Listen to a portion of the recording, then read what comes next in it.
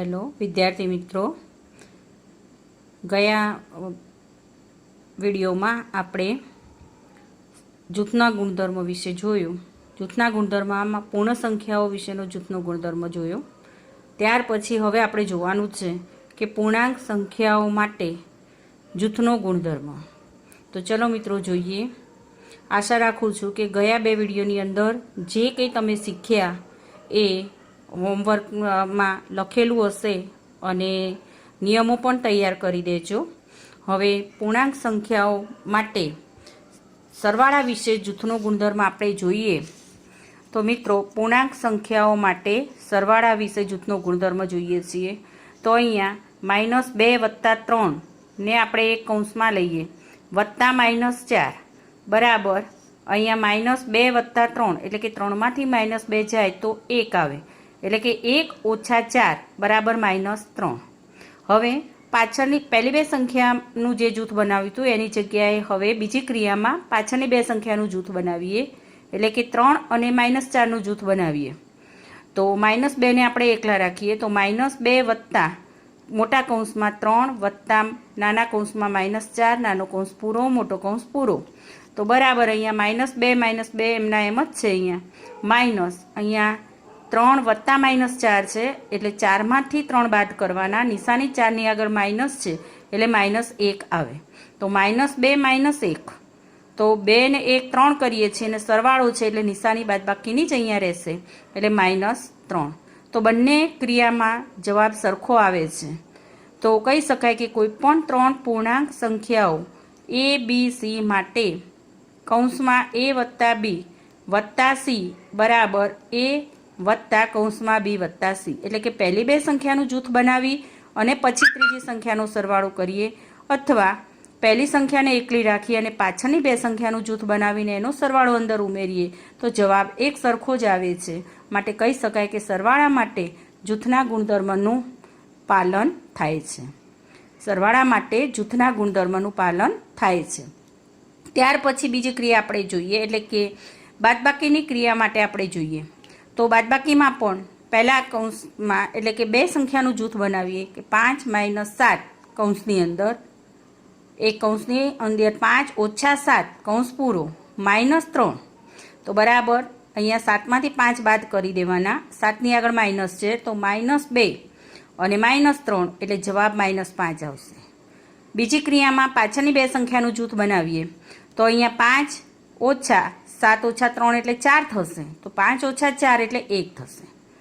તો મિત્રો, અહીંયા બંનેનો જવાબ કેવો આવે છે? અલગ અલગ આવે છે.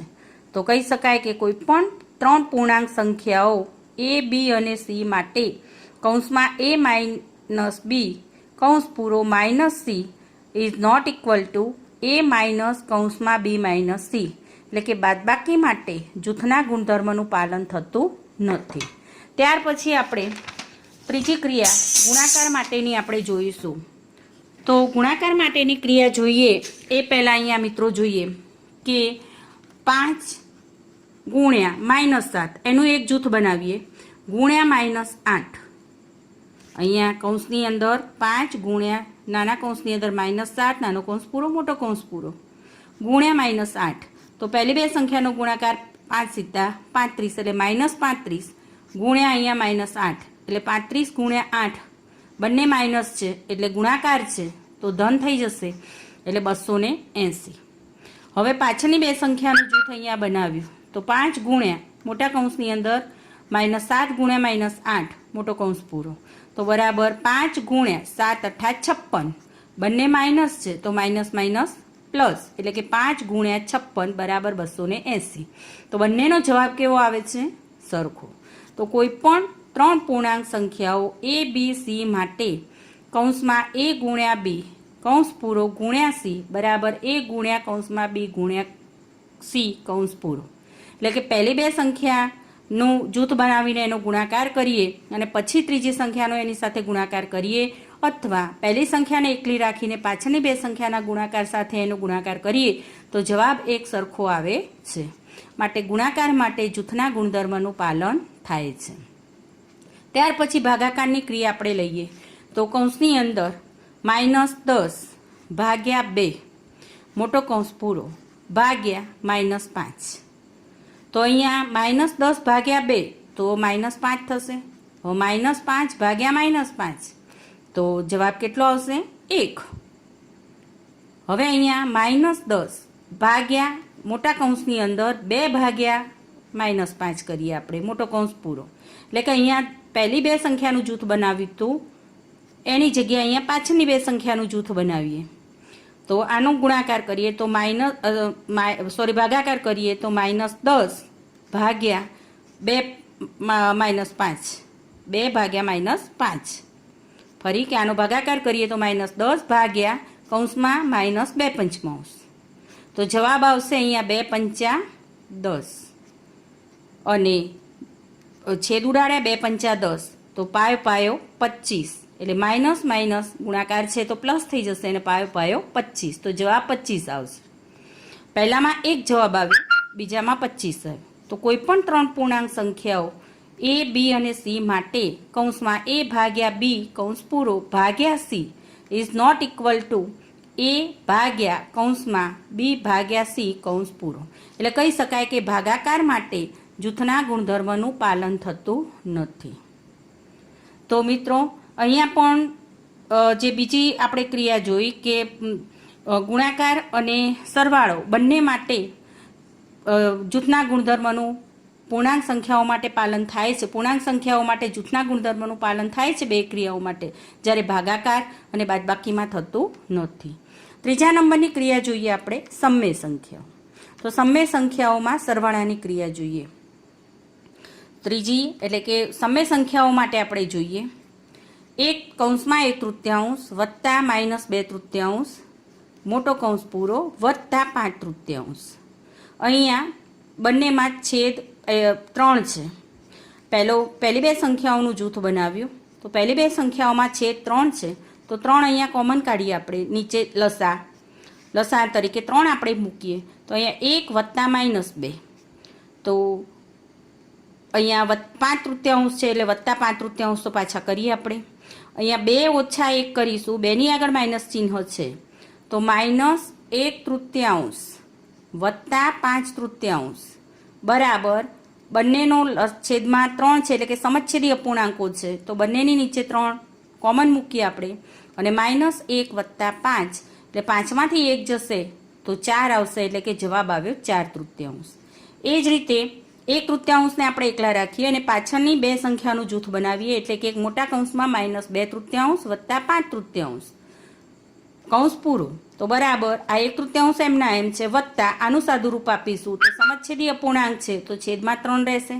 આ -2 વત્તા 5 તો અહીંયા આપણે -1/3 એમના એમ વત્તા 5માંથી 2 જશે તો 3 છેદમાં 3 બરાબર અહીંયા ફરી છેદમાં બંનેના 3 છે, બંનેના છેદમાં 3 છે તો 3 આપણે મૂકીશું.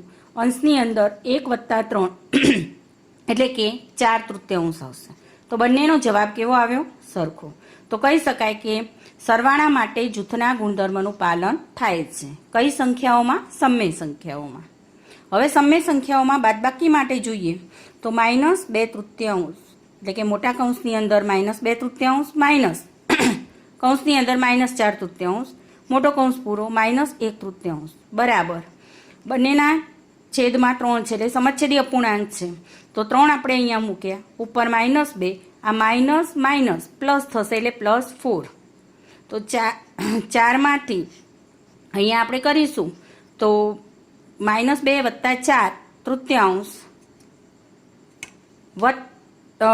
-1/3 થશે. તો અહીંયા આપણે લખીશું કે 4માંથી 2 જશે તો 2/3, 4માંથી 2 જશે તો 2 અને છેદમાં 3 છે તો 2/3 માઇનસ આ 1/3 છે, બંનેના છેદમાં 3 છે તો 3 આપણે લસા લઈએ એ મૂકી દઈએ. 2 ઓછા 1 તો 2 ઓછા 1 એટલે 1/3, 2 ઓછા 1 એટલે 1 અને છેદમાં 3 છે તો 1/3. પાછળની બે સંખ્યાઓનું જૂથ બનાવીએ તો -2/3 માઇનસ મોટા કૌંસમાં -4/3 -1/3 મોટો કૌંસ પૂરો બરાબર -2/3 માઇનસ મોટા કૌંસની અંદર આ -4 -1 છેદમાં 3 કે -2/3 માઇનસ 4 ને 1 5 અને બંનેમાં માઇનસ છે તો માઇનસ એટલે 5/3 તો -2/3 માઇનસ કૌંસની અંદર -5/3 એટલે કે -2 વત્તા માઇનસ માઇનસ પ્લસ થશે તો અહીંયા 5/3 બરાબર 5માંથી 2 જશે એટલે 3/3 બરાબર 1 તો પહેલી ક્રિયામાં જવાબ 1/3 આવે છે, જ્યારે પાછળની બે સંખ્યાઓનું જૂથ બનાવ્યું એમાં જવાબ 1 આવે છે. તો બંનેના જવાબ અલગ અલગ આવે છે. તો કહી શકાય કે કોઈપણ ત્રણ સમય સંખ્યાઓ a b c માટે a કૌંસમાં a માઇનસ b કૌંસ પૂરો minus c is not equal to a minus કૌંસમાં b માઇનસ c કૌંસ પૂરો, એટલે કે બાદબાકી માટે જૂથના ગુણધર્મનું પાલન થતું નથી. ત્યાર પછી આપણે ગુણાકારની ક્રિયા માટે જોઈએ કે ગુણાકાર માટે 1/2 મોટા કૌંસની અંદર 1/2 ગુણ્યા 5/4 મોટો કૌંસ પૂરો ગુણ્યા -1/3 એટલે કે પહેલી બે સંખ્યાનું જૂથ બનાવ્યું તો બંનેનો ગુણાકાર અંશનો ગુણાકાર 5 છેદનો ગુણાકાર 2 ચોક 8 ગુણ્યા અહીંયા -1/3 એમના એમ અંશનો ગુણાકાર 5 ગુણ્યા -1 એટલે કે -5 છેદનો ગુણાકાર 8 ગુણ્યા 3 એટલે 8 તરી 24 એટલે જવાબ આવશે -5/24. ત્યાર પછી પાછળની બે સંખ્યાનું જૂથ બનાવીને ગુણાકાર કરીએ એટલે કે 1/2 ગુણ્યા પાછળની બે સંખ્યાનું એટલે કે 5/4 ગુણ્યા -1/3 કૌંસ પૂરો બરાબર અહીંયા 1/2 ગુણ્યા 5 એકા 5 એટલે -5 4 તરી 12 છેદ એટલે કે 12 એટલે કે ઉપર અંશનો ગુણાકાર 1 ગુણ્યા -5 એટલે -5 છેદનો ગુણાકાર 2 ગુણ્યા 12 એટલે 24.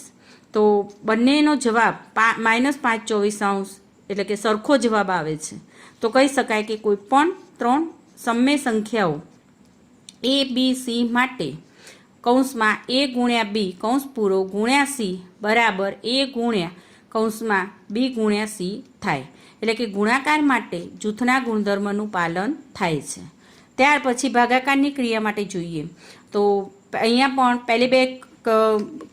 પહેલી બે સંખ્યાનું જૂથ બનાવીએ એટલે કે કૌંસની અંદર 3/2 ભાગ્યા 5/2 મોટો કૌંસ પૂરો ભાગ્યા -2/5 બરાબર અહીંયા ભાગાકાર છે એટલે ભાગાકાર એટલે એ ગુણાકારની વ્યસ્ત સંખ્યા છે એટલે 5/2ની જગ્યાએ અહીંયા ગુણ્યાની નિશાની કરી અને 2/5 આપણે કરીએ તો 2 ઉડી ગયા એટલે અહીંયા 3/5 રહેશે અને ગુણ્યા અહીંયા ભાગ્યા -2/5 છે, અહીંયા ભાગ્યાની નિશાની એટલે કે ભાગ્યાના વ્યસ્ત સંખ્યા ગુણ્યા એટલે ગુણ્યા કરીશું તો અહીંયા 5 છેદમાં છે તો અહીંયા અંશમાં જશે -2 અંશમાં છે તો -2 છેદમાં જશે 5 5 ગયા એટલે 3 ભાગ્યા -2 એટલે કે 3 છેદમાં -2.